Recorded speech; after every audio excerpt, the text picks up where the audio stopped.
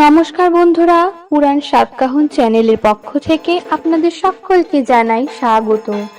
সামনে 2024 সালের শারদীয়া দুর্গোৎসব। মায়ের আগমনের প্রতীক্ষায় সকলেই দিন গুনছে।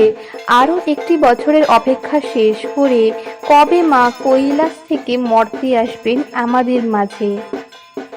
মা দুর্গার পুজো শুধুমাত্র যে পুজো মণ্ডপগুলিতে করা হয় তাই নয়, অনেক হিন্দু বাড়িতেও ঘরোয়াভাবে নিষ্ঠা সহকারে দুর্গাপুজো করা হয়ে থাকে। মা দুর্গা সবসময় পরিষ্কার পরিচ্ছন্ন ও আলোকিত স্থান পছন্দ করেন, সেখানেই মা দুর্গার বাস।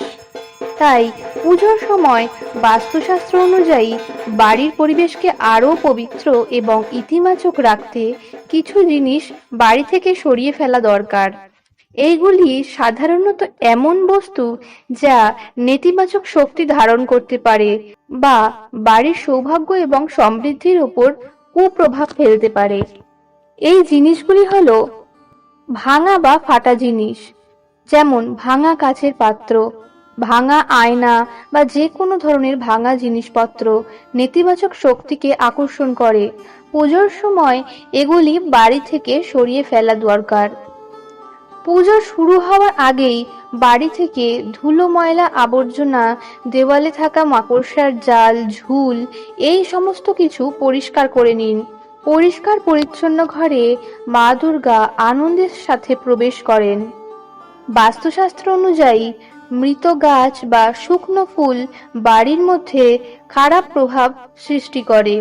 দুর্গাপুজোর সময় এই ধরনের জিনিসগুলি বাড়ি থেকে সরিয়ে ফেলে সতেজ গাছপালা এবং সতেজ ফুল দিয়ে ঘর সাজান। পুরনো এবং ব্যবহার অনুপযোগী কাপড়, বিশেষ করে যেগুলি নষ্ট বা ছেঁড়া চটি বা জুতো, এইগুলি বাড়ি থেকে সরিয়ে ফেলা আবশ্যক। জ্যোতিষশাস্ত্র অনুসারে বাড়িতে বন্ধ ঘড়ি থাকলে তা অশুভ শক্তির সৃষ্টি করে, তাই ভুলেও বাড়িতে বন্ধ ঘড়ি রাখবেন না। দুর্গাপূজা শুরুর আগেই বাড়ি থেকে সব বন্ধ ঘড়ি সরিয়ে ফেলুন, না হলে দেবী দুর্গার রোষে আপনার জীবনে নানা বাধা বিপত্তি দেখা দিতে পারে। এবারে জানবো কোন কোন জিনিসগুলি বাড়িতে আনবেন পুজোর আগেই এবং বাস্তু অনুযায়ী কিভাবে আপনার বাড়িটিকে সুন্দর করে সাজাবেন।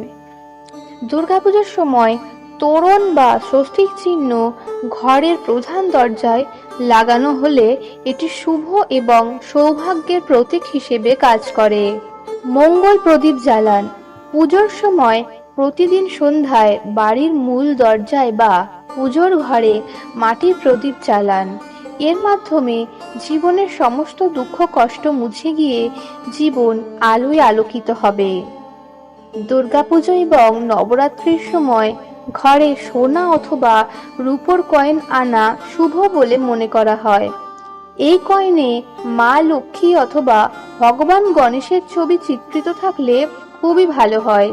এটি বাড়ির সুখ সমৃদ্ধি এবং ধন সম্পদ বৃদ্ধি করে বলে মনে করা হয়। দুর্গাপূজার সময় কলা গাছ ঘরে আনা অত্যন্ত শুভ। এটি ঘরের উঠোনে বা বাড়ির চত্বরে লাগালে এবং পুজো করলে মঙ্গল ও সমৃদ্ধি লাভ হয়। গাছটিকে রোজ জল দিন। বৃহস্পতিবার দিন দেখে এর ওপর দুধও ঢালতে পারেন। এটি করলে ঘরের অর্থাভাব দূর হয়ে যায়।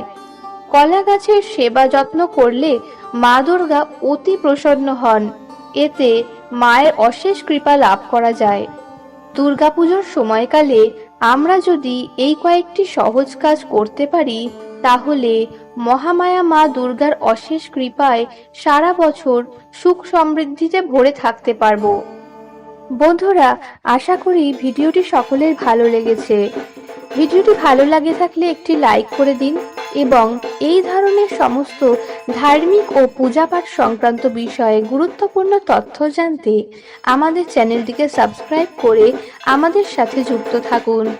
সকলকে জানাই শারদীয়ার আগাম শুভেচ্ছা। মায়ের কৃপায় জীবনের সব কালো মুছে গিয়ে জীবন আনন্দে পরিপূর্ণ হোক। জয় মা দুর্গা।